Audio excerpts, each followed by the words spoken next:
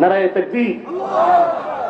হয়নি তো তাকবীরটা তো কমপক্ষে নাঙ্গল করতে হবে, তাকবীর দিতে হবে, তাকবীরটা শিখতে হয়। তাকবীর দেওয়ার জন্য ডান হাত তুলতে হয়। কোন হাত? ডান হাত।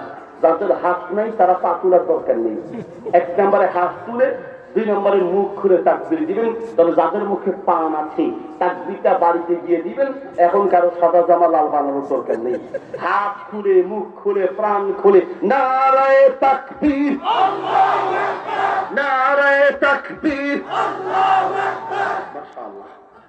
ভাই একদম ছেলে হিসেবে বলছি, আমি আপনার ছেলে, মনে করো বন্ধু আমি তোমার দোস্ত হিসেবে বলছি, ওয়াল্লাহি তুমি তোমার এই পাপের পথে চলে তুমি শুধুমাত্র মনে রাখো তোমার আখিরাত নয়, তুমি তোমার দুনিয়ার জীবনকে নষ্ট করছো।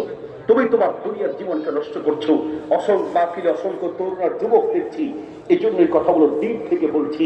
দোস্ত শোনাও, নবী মুহাম্মদ সাল্লাল্লাহু আলাইহি ওয়াসাল্লাম বলেন নূরুত তাকওয়া ওয়া যুলমাতুল মাআসি, একটা আরবি কিতাব আছে, সেখানে উল্লেখ আছে।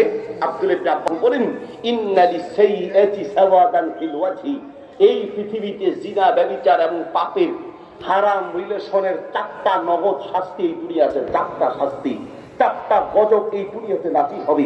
আখিরাতের তা তো আছেই। হারাম রিলেশন, বেয়াদবি মাফ করবেন, উলঙ্গ ছবি, বেহায়া করা ছবি, খারাপ ভিডিও ইন্টারনেটে মোবাইলে দেখার মাধ্যমে 4টা দুনিয়ার আল্লাহর গজব আছে।